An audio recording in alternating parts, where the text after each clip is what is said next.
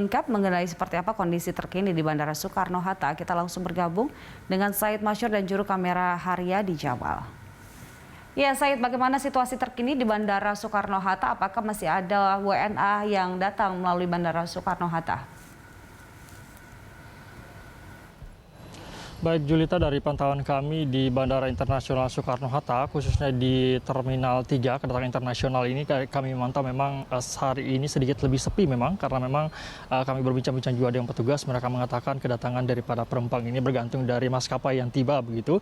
Namun yang pasti adalah kami mencatat sampai dengan hari ini ada sekitar 23 penerbangan yang akan tiba di Bandara Internasional Soekarno-Hatta, ada sekitar dengan 3.800-an penumpang yang tiba hari ini. Jumlah ini memang terus meningkat, Julita, menjelang Natal dan Tahun Baru, dan memang antisipasi ini terus dilakukan oleh pemerintah dan juga pihak bandara. Namun seiring dengan ditemukannya kasus varian baru Omikron ini, pihak pemerintah memastikan bahwa warga negara asing yang tiba di Indonesia ini tidak berasal dari 11 negara yang juga sudah ditetapkan pemerintah sebagai negara dengan sebagai tempat asal daripada virus Omikron ini, dan juga selain itu negara yang memang secara geografis ini memiliki kedekatan seperti itu. Dan untuk informasi selengkapnya seperti apa kondisi terkini di Bandara Internasional Soekarno-Hatta ini, Julita, kita akan berbincang langsung dengan Komandan Satuan Tugas Penanganan COVID-19 di Bandara Internasional Soekarno-Hatta, Letnan Kolonel Agus Listiono. Selamat siang, Pak Agus. Selamat siang, Mas. Pak Agus, ini bisa diceritakan mungkin kondisi terkini di Bandara Internasional Soekarno-Hatta ini seperti apa kondisinya, Pak? Apakah mulai terjadi memang lonjakan penumpang menjelang Nataru ini, atau seperti apa kondisinya, Pak Agus? Terima kasih untuk kondisi saat ini di Terminal 3 Soekarno-Hatta ini mengalami peningkatan. Terhitung saya merekod mulai tanggal 1 Januari sampai tanggal 18 Januari, 1 Desember sampai dengan 18 Desember ini mengalami peningkatan tidak pernah di bawah 2.000, bahkan 3.000 sampai 4.000. Titik puncaknya di angka 4.286 di tanggal 12. Saat ini tanggal 18 Desember 3.816 orang. Dari jumlah tersebut, Pak Agus, ini ada perbandingan ya antara warga negara asing dan juga warga negara Indonesia yang datang. Ini didominasi warga negara Indonesia atau warga negara asing, atau seperti apa kondisinya? Kondisinya 70-30. 70% adalah warga negara Indonesia, 30% warga negara asing. Lalu warga negara asing yang datang ini, Pak Agus, 30% ini mayoritas berasal dari negara mana saja? Karena kan kita tahu ada 11 negara yang dilarang gitu, Pak, atau seperti apa? Berasal dari Turkish Island yang banyak mendominasi sini, makanya dipindah ke Terminal 2 dengan Malaysia dan Singapura yang paling banyak 3 negara tersebut.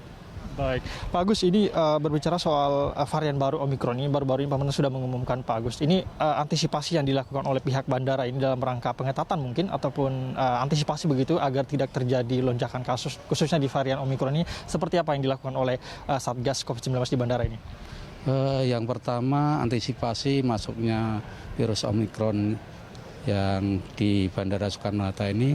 Yang pertama, pos dari penyekatan atau pos pemeriksaan ditambah 1, yaitu imigrasi berada di depan.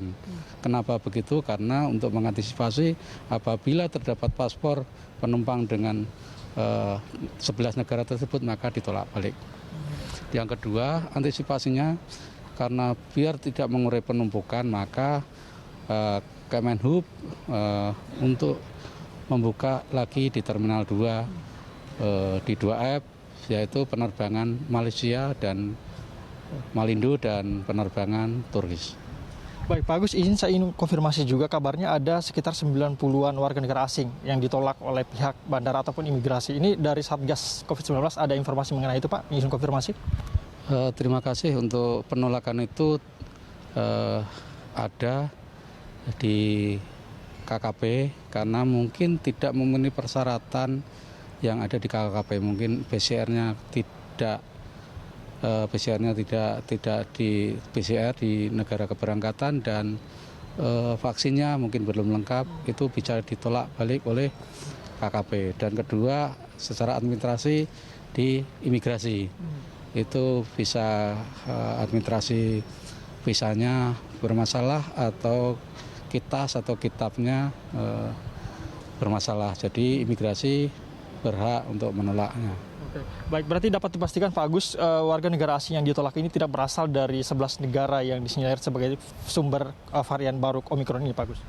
Bisa dipastikan, iya, tidak ada kaitannya dengan 11 negara tersebut. Itu masalah administrasi yang ada di KKP dan di imigrasi. Oke, baik. Pak Agus, mungkin terakhir sebagai tambahan juga Pak Agus, ini prosedur bagi para penumpang yang datang dari luar negeri ini seperti apa sih Pak Agus sampai kemudian mendapatkan fasilitas karantina sejak turun dari pesawat lalu naik bus, ini bisa dijelaskan Pak Agus?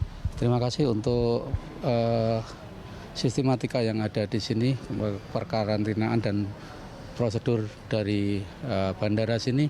Penumpang turun, di situ diverifikasi oleh KKP, yang berhak ke Wisma kita lajurkan ke Wisma dengan tidak melakukan PCR yang ada di bandara, langsung menuju pengambilan barang, langsung ke bis, langsung ke Wisma. Itu diperuntukkan untuk yang memenuhi syarat di SE 25 2021, diantaranya yaitu PMI, PNS atau ASN yang diberi surat tugas oleh pemerintah, dan pelajar atau pelajar yang dapat beasiswa ke luar negeri. Itu yang berhak untuk menempati di Wisma. Yang kedua, birokrasi yang ada di sini, alokasi sistematikanya yaitu penumpang turun yang di-scan oleh KKP tadi, di barcode-nya menuju ke hotel tadi, yang di Wisma sudah, yang ke hotel dilakukan PCR yang ada di dalam dulu. Ada di dalam, setelah itu, setelah selesai PCR, terus imigrasi. Imigrasi yang kedua. Setelah imigrasi, langsung pengambilan barang atau baggage di conveyor itu. Terus setelah itu ke pos berikutnya, yaitu imigrasi. Setelah imigrasi, kita menunggu di sini. Itu untuk meyakinkan bahwa yang penumpang itu tidak positif. Ini 1-2 jam menunggu hasil lab. Setelah itu di pos kami yang ini menyatakan bahwa sudah negatif, terus keluar. Terakhir yaitu untuk yang di terakhir yaitu pos untuk teman kita Polri untuk mendata mana yang Wisma langsung naik bus, mana yang hotel langsung dijemput oleh armada dari pihak hotel. Baik, terima kasih banyak Pak Agus atas waktunya. Pak Agus Listiono, Komandan Satgas COVID-19 di Bandara Internasional Soekarno-Hatta. Baik Julia, tadi wawancara kami dengan Pak Agus Listiono, beliau mengatakan memang antisipasi ini terus dilakukan dan juga seperti yang disampaikan tadi dipastikan bahwa warga negara asing yang ditolak oleh pihak bandara ini tidak ada kaitannya dengan masalah 11 negara yang sudah ditentukan oleh pemerintah tidak boleh masuk ke Indonesia, dan juga memang antisipasi dan juga data yang kami terima ini mayoritas yang datang ataupun yang masuk ke Indonesia ini adalah warga negara Indonesia yang juga merupakan pekerja, migran ataupun mahasiswa, sehingga mereka harus melakukan karantina gratis yang sudah disediakan oleh pemerintah. Itu kita berharap ini lonjakan Nataru ini tidak kemudian menimbulkan lonjakan ataupun gelombang kedua COVID-19 di Indonesia. Demikian Julita.